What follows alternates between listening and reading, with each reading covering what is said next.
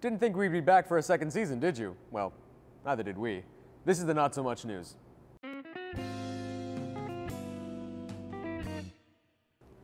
Welcome everybody to yet another season of the Not So Much News on RUtv. I'm your host as always, Anand Ram, and I love you.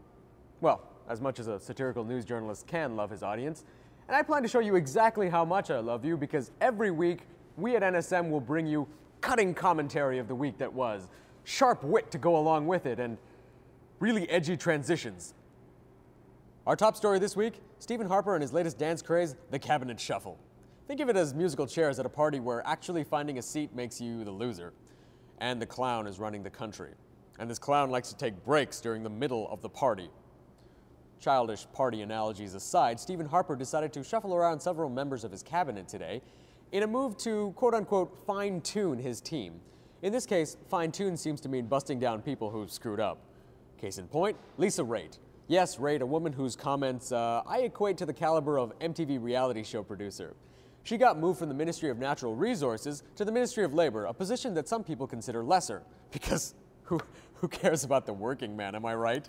Am I right, folks? Capitalism, yeah. This shuffle comes at a time where conservative popularity is right on par with liberals, at least according to an Ecos poll. But that Ecos poll, we must remember, asks you, if an election were held tomorrow, who would you vote for? Probably the same person who'll get me the most amount of benefits in the short term because you're asking such a time-sensitive question. But, you know, it is interesting to think about conservative waning popularity, though, because Stephen Harper, when he was at the C.D. Howe Institute in Toronto a while ago, he was lambasted by protesters who hated his move for prorogation. Well, as much as 35 people with signs can lambaste someone. That's right, more people in this country care about Conan O'Brien than a government that's currently not working for them. But more people showed up this weekend in protests all across the country with numbers much higher than 35. You could just tell that conservatives were stroking their cats and going, "How dare they use Facebook against us?" I miss Conan too. Moving away from La Politica Canadiense, there's actual world-shattering news out there. Cadbury was just acquired by Kraft for $19 billion. I'm gonna let that sink in. British candy maker Cadbury was acquired by Kraft after months of negotiating this deal. Now, many people say that this is just a move by Kraft to become the world's biggest chocolate maker.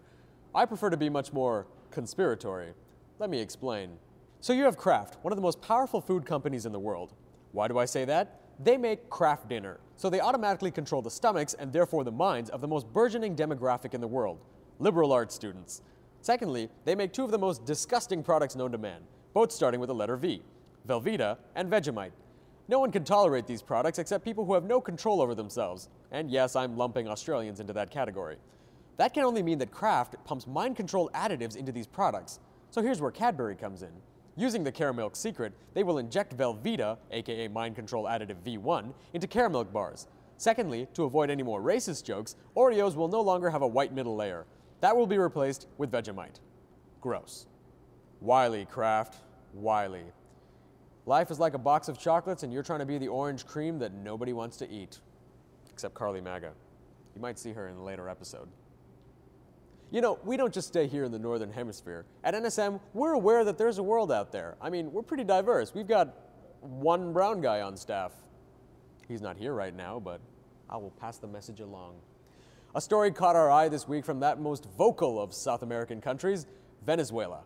That's right, Hugo Chavez, avid arm waver and podium pounder, has smelled something he don't like. And the villain against Venezuela this week? PlayStation. According to Chavez, those games they call PlayStation are poison. Some games teach you to kill. Yes, because planning coup d'etats using military force, that doesn't involve violence in any way, does it, El Presidente? Chavez said that video games promote things like cigarettes, drugs, and alcohol, essentially capitalism, which Chavez finds a road to hell. I mean, you're talking about the video game industry, though. What's hellish about programmers working all sorts of torturous hours to put out these products that parents have to shell out $60 for kids to get bored of 2 hours later? That sounds like paradise to me. You know, I like to make fun of the Canadian government, but they're doing something pretty honorable these days. The crisis in Haiti is pretty bad, and they need every single donation that they can get. The government is matching every dollar that you give, so please give generously.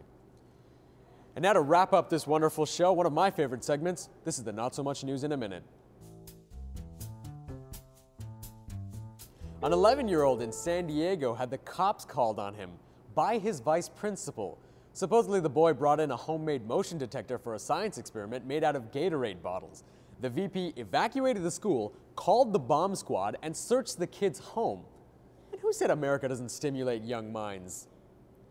Now, think Twitter can't get you into trouble? Well, you're not 26-year-old Paul Chambers. The British man posted a message on Twitter saying that he would blow up the airport he was in if his flight was delayed. Police then swooped in and arrested him. They tried to tweet him the Miranda rights, but it didn't fit in 140 characters.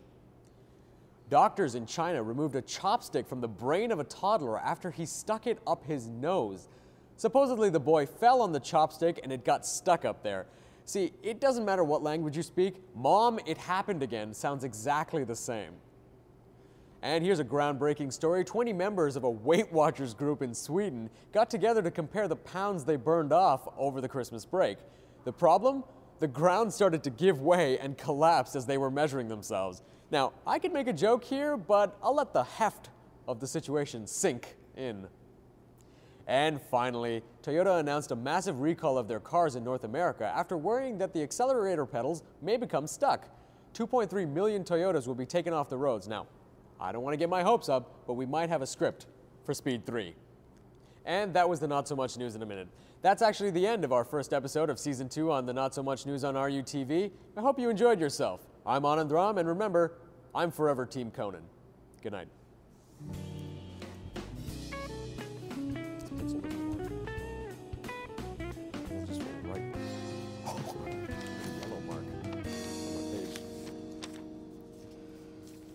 Now to edit this sucker.